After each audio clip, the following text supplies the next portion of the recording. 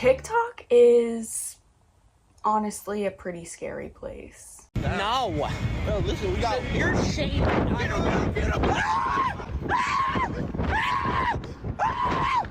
Why does everybody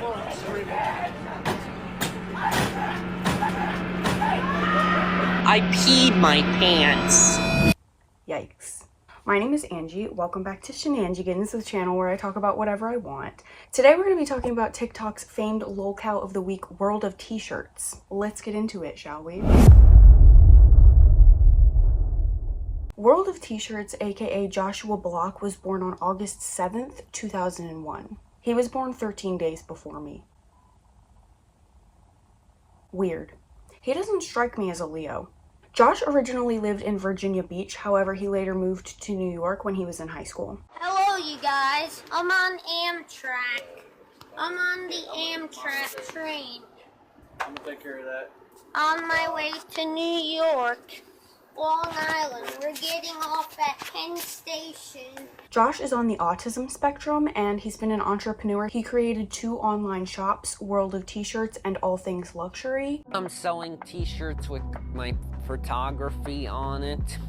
His mother was his sole guardian until she died of ovarian cancer when he was 15. Then his father attempted to take care of him but ultimately couldn't, so his grandfather got custody. In June of 2019, he uploaded his first YouTube video at the age of 17. His first viral TikTok video, which entailed him eating crickets, was posted in October of 2019. After this, he posted primarily to TikTok. On April 8th of 2020, he created a YouTube channel called World of Interviews. In an intro video for the channel, he said it was meant to be a podcast where he would interview famous TikTokers. The channel garnered a staggering 249 subscribers, and to this day, there's only one video on the channel. On the 14th of April, 2021, he posted a TikTok of him standing in the middle of Times Square and singing Empire State of Mind by Jay-Z.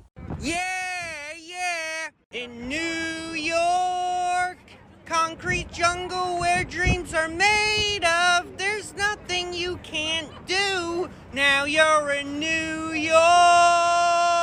This TikTok got over 30 million views, and he'd gone semi-viral before, but never to this magnitude. This is definitely the TikTok he's most known for. It was definitely the first one I saw of him. Low-key kind of iconic. Josh states that his fame is attributed to the fact that he posts a variety of content as opposed to other content creators who mainly stick to one niche. So after he started gaining traction on TikTok, people started recognizing him in the streets of New York. He began charging his fans $50 for a picture with him, though he later reduced these prices to $20 for a video and $10 for a picture. Josh, you dropped this. Here you go, humble king. Then people started taking videos of him like he was Bigfoot, walking around the streets of New York like some sort of cryptid. At some point, people started calling him Captain because of the famous hat that he wears in all of his videos. Josh exhibits a bit of narcissism, obviously overestimating his celebrity status and calling himself the King of New York. After his fame hit an all-time high, you can definitely see him start to get a little bit paranoid. You can tell he doesn't like people following him around and taking pictures and videos of him. Honestly, I don't really blame him. It's kind of weird. Josh has also shown interest in having a music career. He's a man of many talents. What can I say? He announced his first song in November of 2020 that was about COVID. On the 31st of December, he announced his second song, Coffee and Boba, which was about coffee and boba tea. I actually remember this one. It was a slay. As I'm recording this video, less than a month ago, he's just released a song called It's 1700 Somewhere. So things started going downhill for Josh in June of 2021 when he met up with a couple of fans to go fishing in the Hudson River. Josh caught a bluegill and then proceeded to stomp it into the ground in front of the camera. Like, for real, like that's actually a thing that somebody did. After receiving rightful criticism for this, Josh then posted a TikTok apologizing for stomping the fish. Okay, so a lot of people are upset about a leaked video of me stomping on a fish. First of all, the fish was already dead.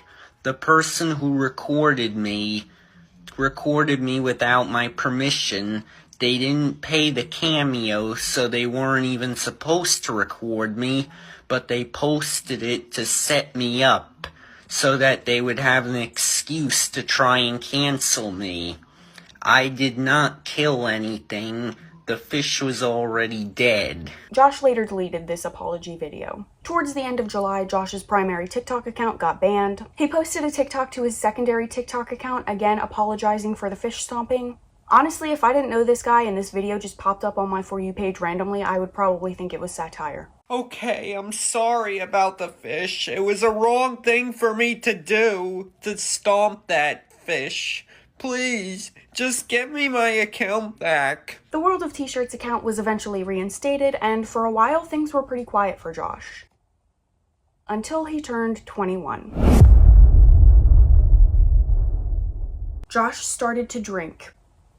A lot. This gained him a little bit of attention on TikTok, meaning that he drank even more to keep the hype going. Now, I would be remiss if I didn't mention a man by the name of Michael Quinn, who is literally just a straight up cartoon supervillain. Josh and Michael began to make content together, and eventually Josh hired Michael to be his manager, meaning that Michael would take a percentage of Josh's revenue.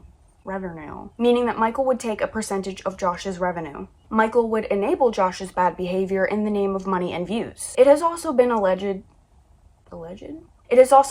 that Michael is a manipulator who's trying to keep Josh from his real friends. Michael also set up a meeting between Josh and Daniel Larson, who... He's a bitch! Jack shield his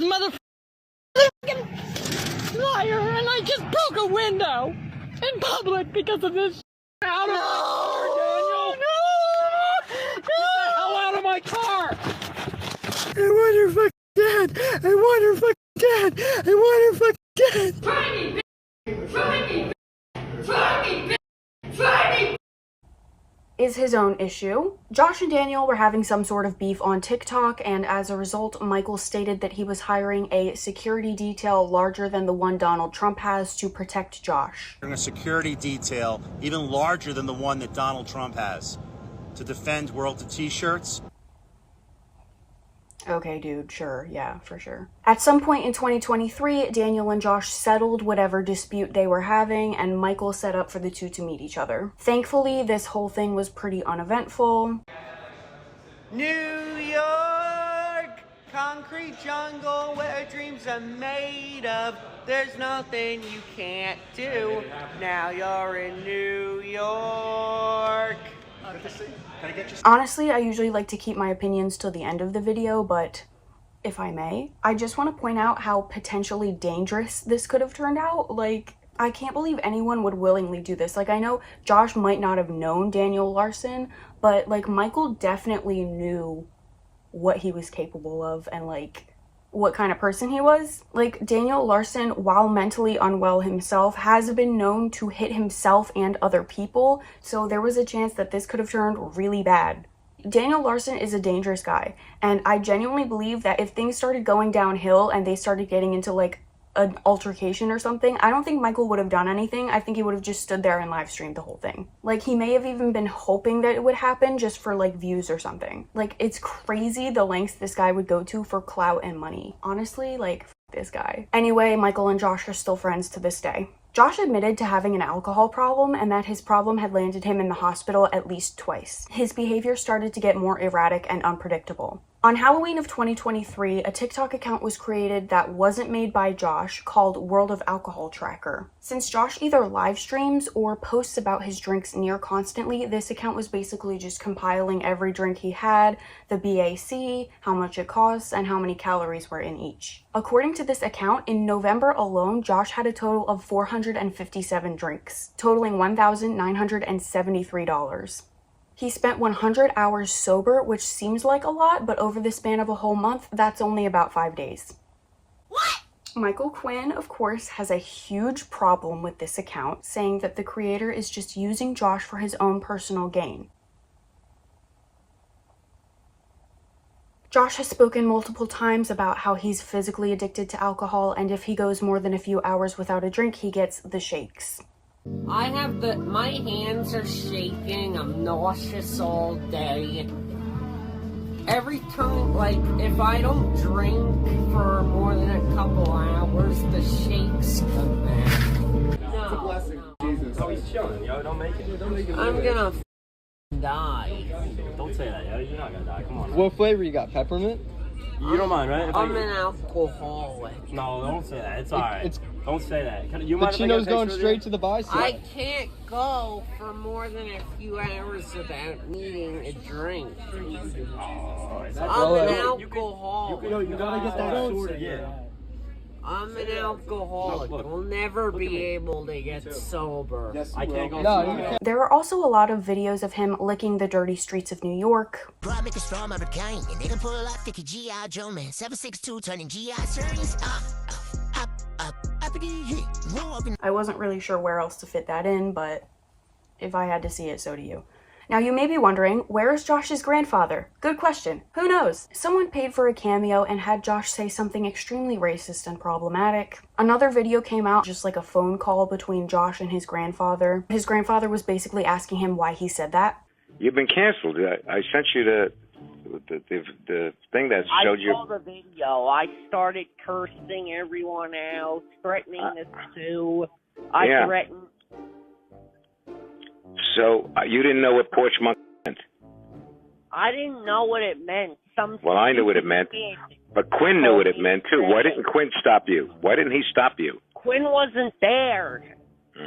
His grandfather seems like he's got enough wherewithal to know like what's like going on, like what's good, you know? So I don't think he stopped caring for Josh because he got like senile or something, you know? I tend to believe that Michael Quinn estranged Josh from his grandfather. I tend to believe that Michael Quinn estranged Josh from his grandfather somehow because the grandfather doesn't really seem to favor Michael Quinn. As far as I know, Josh has not apologized for this particular instance of racism, saying that he didn't know what he was saying was racist, so we can't hold it against him. What? Josh has also said the N-word multiple times, so can't really hide behind the defense that you're not racist now, you know.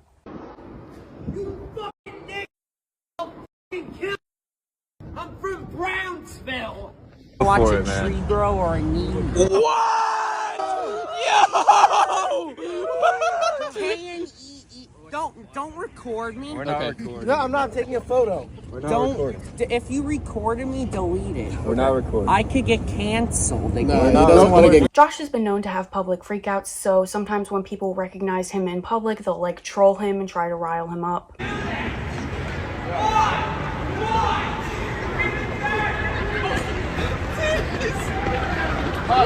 Oh no! Oh no! Oh no!